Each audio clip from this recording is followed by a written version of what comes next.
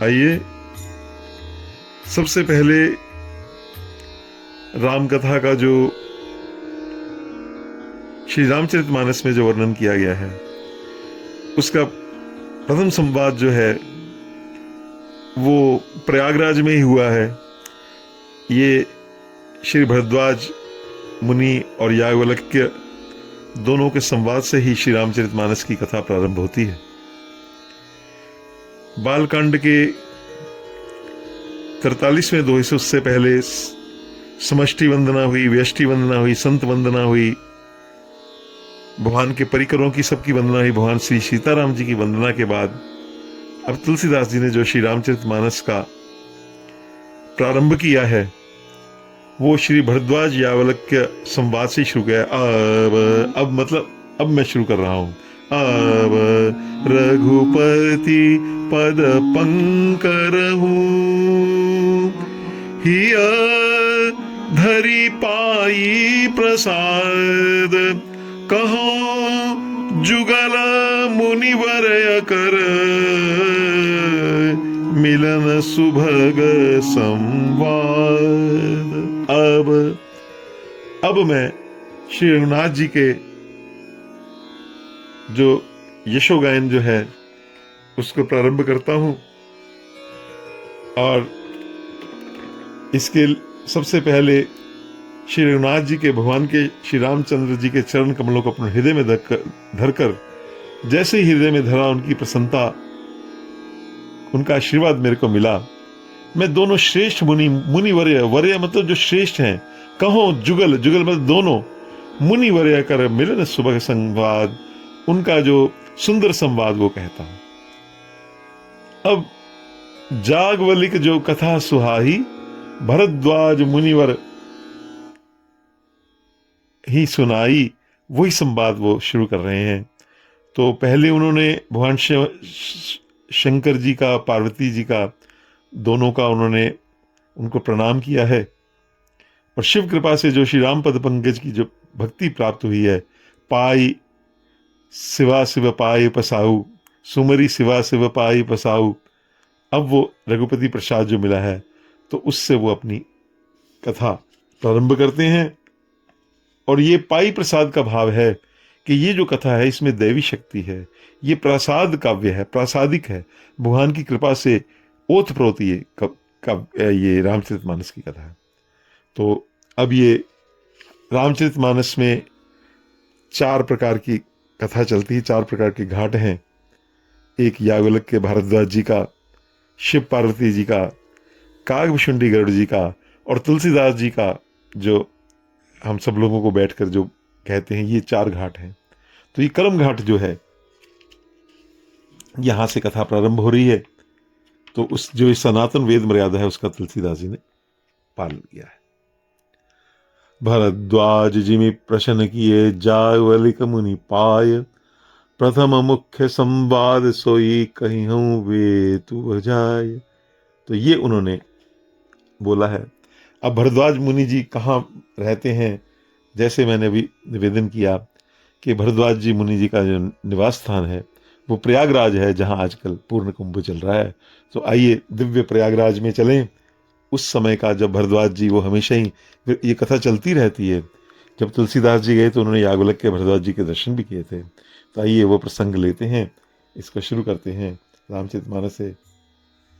जय श्री राम। भरद्वाज मुनि बसहि प्रयागा, भरद्वाज मुनि बसहि प्रयागा, तिनहि राम पदति अनुरागा, तिनहि राम पदति अनुरागा, तापस समदम दया निधान, परमारथ पथ परम सुजाना, भरद्वाज मुनि बसहि प्रयागा, भरद्वाज। जैसे भी इससे पहले जो एक दो दिन पहले जो राम कथा का हमने प्रसंग लिया था कि ये जो कथा हुई, ये याज्ञवल्क्य के भरद्वाज जी जब ये मकर संक्रांति पर जो कल्पवास होता है पर्व उसमें आते हैं, तब ये कथा प्रारंभ हुई। तो इस कथा का संभवतः वहां उस समय कुंभ भी हो सकता है, महाकुंभ हो उस समय राम कथा का, तो अमृत छींटे पड़ ही रहे हैं। तो उस समय वो याज्ञवल्क्य जी आए हैं वो कल्पवास करने के लिए। तो उस समय भरद्वाज मुनि जो हैं वसहीं प्रयागा, वो वहां प्रयागराज में रहते हैं। भरद्वाज जी के ऐसा कहते हैं कि उनके पूरी यूनिवर्सिटी थी, अभी आज भी भरद्वाज जी का वहां आश्रम है, आप जावें प्रयागराज दर्शन कर सकते हैं। उनके 66,000 शिष्य थे। वेदों की अधिकांश भाग की जो रचना है वो उन्होंने, आयुर्वेद की जो है वो जो इंद्र से सीख के आए थे वो उन्होंने की है। तो और भरद्वाज जी जो जो है वो तो साक्षात महाराज भगवान श्री सीताराम लक्ष्मण जी उनके आश्रम में आए हैं, ऐसे भरद्वाज जी उनके समीचीन हैं। अब वो कह रहे हैं कि तेना ही राम पद अति अनुरागा, अति का भाव है परम निधान, उसकी उत्कृष्टता बताई है कि वो शब्द सम दम दया तीनों के साथ ये लगता है। तापस सम दम दया निधाना, परमार्थ पथ परम सुजाना। बहुत सुजान है वो, हर प्रकार से परमार्थ पद जो है, कर्म उपासना ज्ञान तीनों में जो श्री राम पद अनुराग को उन्होंने सबसे ऊपर माना है, उसके उन्होंने बताया कि ये मुख्य गुण है। उनको सब ज्ञान है, तपस्वी हैं। आप आजकल देख रहे हैं प्रयागराज में कैसे लोग अपना कठिन उपवास व्रत नियम कष्ट कर देते हैं। ये प्राचीन परिपाटी चली आई है, तप है, करते हैं। गर्मी में पंचाग्नि तापते हैं, वर्षा में मेघडंबर के नीचे रहते हैं, जाड़े में जल शयन करते हैं। इस प्रकार शरीर को कसते हैं। और तप 3 प्रकार का है, शारीरिक, वाचिक और मानसिक। ये सब तप जो है, सत्य बोलना, प्रिय बोलना, ये वाचिक वाणी के तप है। मौन रहना, आत्म निग्रह करना, ये मानसिक तप है। बड़ों का आदर सत्कार करना, ये शारीरिक इसमें आ जाते हैं। तो अपनी इंद्रियों को बस में करके बुरे कर्मों की ओर ना जाने देना, इस प्रकार से हर प्रकार से वो उसके खजाने हैं, निधान है। उन जैसा कोई संत हुआ नहीं, ऐसा उन्होंने उसका बताया है। और परमार्थ पथ परम सुजाना, भगवान को प्राप्त करने के लिए परम क्या मार्ग है, इसके वो किस प्रकार इसको पाया जाता है, इस पथ को जानने वाले हैं, बड़े सुजान हैं। सुजान का मतलब चतुर हैं, जानकार हैं, सुशील हैं। तो क्योंकि वो आचार्य हैं, कर्मकांड के आचार्य, इसलिए उनको परम सुजान कहा गया है। और कर्मकांड से भगवान को वही पा सकता है जो हर प्रकार से भगवान का भक्त हो, ऐसा उन्होंने बताया है। तो अब आगे हमने कथा तो हमने करी थी, माघ मकर गत रवि जब होई, तीरथ पति ही आव सब कोई, देव धनुज किन्नर नर श्रेणी, सादर मज्जहि सकल त्रिवेणी, पूजहि माधव पद जल जाता, परसी अख्य बटु हर्षहि गाता। ये जो मकर का जब सूर्य संक्रमण करते हैं मकर राशि में, तो उस समय ये सब मकर संक्रांति पे आते हैं, माघ से मकर तक नहाते हैं। तीर्थपति, ये तीर्थपति है, जैसे हमने इसका वर्णन किया। और इसमें सब आते हैं, मनुष्य तो चौथाई भाग है, बाकी देव धनुज आते हैं, देव किन्नर स्वर्ग से आते हैं, धनुज पाताल से आते हैं। सब बड़े सादर बड़े भाव से त्रिवेणी में स्नान करते हैं और उसके तट पर बैठकर खूब भजन और तप ध्यान लगाते हैं। इस प्रकार भगवान का जो पूजहि माधव पद जल जाता, नारायण का जो रूप, भगवान विष्णु का जो रूप है, माधव रूप है, उसका वहाँ पे उसका प्रणाम करते हैं। परखी अक्षय वटु, और वहाँ अक्षय वट है, आजकल वो किले में है। ये अक्षय वट जो है, ये जब से सृष्टि प्रलय काल से भी पहले का है। इसी पे भगवान कृष्ण बाल मुकुंद रूप में वटस्य पत्रस्य विराजते हैं। अब आगे वो भरद्वाज जी का जो आश्रम है उसका वर्णन करते हैं कि वो कैसा आश्रम है। बड़ा सुंदर आश्रम है महाराज। भरद्वाज आश्रम अति पावन, भरद्वाज आश्रम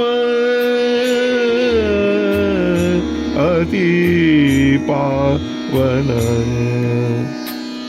भरद्वाज आश्रम अति पावन, परम रम्य मुनिवर मन भावन, परम रम्य मुनिवर मन भावन।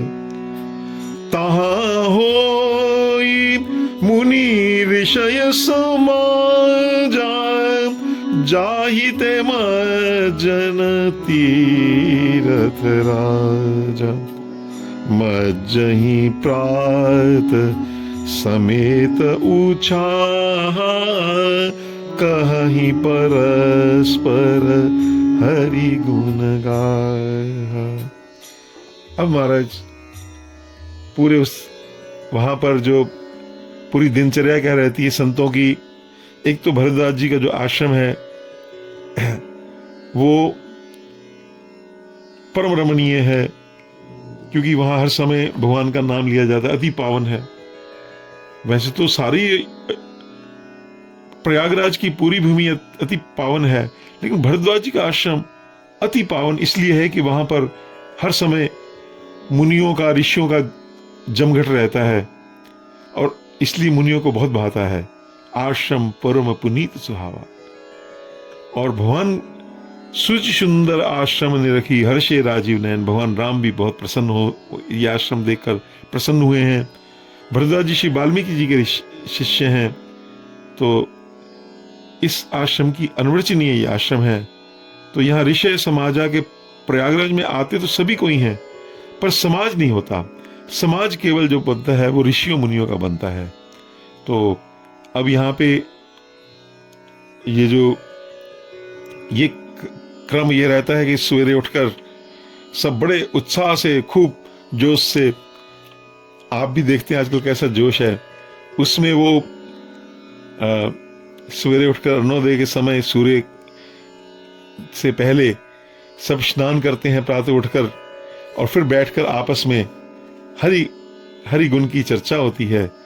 इस प्रकार से ये वहाँ की विधि है। और स्नान तो वैसे तीनों काल होता है, लेकिन यहाँ पे सवेरे के स्नान के बाद जो समाज बनता है, वो जो प्रधान जो स्नान है उसका वर्णन किया है। ब्रह्म निरूपण धर्म विधि, वरन ही तत्व विभाग, कहीं भक्ति भगवंत के, संजुत ज्ञान विराग। ब्रह्म का निरूपण जो है, वैसे तो उसका वर्णन नहीं हो सकता, सिर्फ उसके बारे में एक अनुमान लगाया जाता है, उसके बारे में कहा जा सकता है। वो क्या है, ये तो नेति नेति कही वेद, उसके बारे में तो कोई कह नहीं सकते। मन समेत रही जान नवानी, तरही न सकहीं सगल अनुवानी, उस ब्रह्म का निरूपण कहा है। तो इस तीर्थराज में, प्रयागराज में सब विराजमान जो वहां पे है, यहाँ सरस ही ब्रह्म विचार प्रचारा। अभी जैसे हमने गाया था मुद मंगल मैं संत समाजू, तो ब्रह्म कौन है, उनका क्या स्वरूप है, उनका गुण स्वभाव कौन है, कौन ब्रह्म नहीं है, इत्यादि ये सब विचार वहां पर संत बैठकर करते हैं। बड़े बड़े संत महाराज ऐसे तो करते हैं। उसकी भगवान की जो धर्म क्या वस्तु है, धर्म के क्या लक्षण है, ये सब वहां पर, और भगवान की भक्ति क्या है, इसके बारे में परब्रह्म को जानना कितना आवश्यक है, तो उसके बारे में बातचीत होती है। और उनकी भक्ति किस प्रकार, मनुष्य को कब, कहाँ और कैसे और किस प्रकार भक्ति करनी चाहिए। जैसे नारद जी ने नारदीय भक्ति में बताया है मानसी भक्ति कौन सी है, वाचिकी भक्ति कौन सी, आध्यात्मिक भक्ति कौन है। इस प्रकार वहां पे ज्ञान, विराग, विराग मतलब ये संसार असत्य है, इसके समस्त पदार्थ अनित्य हैं, ये सब संयुक्त ज्ञान विराग भक्ति, ज्ञान और वैराग्य की व्याख्या अभी आगे अब मानस में जैसे जैसे हम प्रवेश करेंगे तो इसमें जो भक्ति है वो ज्ञान और विराग से जो युक्त भक्ति है उसका वर्णन जो है वो है, क्योंकि ज्ञान और वैराग्य के बिना भक्ति शोभित नहीं होती है और भक्ति भी तभी दृढ़ होती है। तो इस तुलसीदास जी ने भी यही कहा है, सोहन राम प्रेम बिनु ज्ञानु, वादि विरति बिनु ब्रह्म विचारु। इस प्रकार से ज्ञान वैराग्य साथ होने से भक्ति की शोभा विशेष हो जाती है। तो इस प्रकार ये सब संत यहाँ पे जुटते हैं जैसे आजकल जुटते हैं। ये परिपाटी जो है सृष्टि काल से, आदि सृष्टि काल से चली आई है और हम उन संतों के चरणों में कोटि कोटि हम प्रणाम करते हैं जो जिन्होंने तप, दम और श्रम शील से उस प्राचीन परिपाटी को, उस परंपरा को, वंदे गुरु संत परंपराम को जीवित रखा है। उन सब संतों को कोटि कोटि प्रणाम करते हुए आज का हम प्रसंग यहीं पर इसको विश्राम लेने देते हैं। बोल सियावर रामचंद्र महाराज की जय, पवन सुत हनुमान की जय।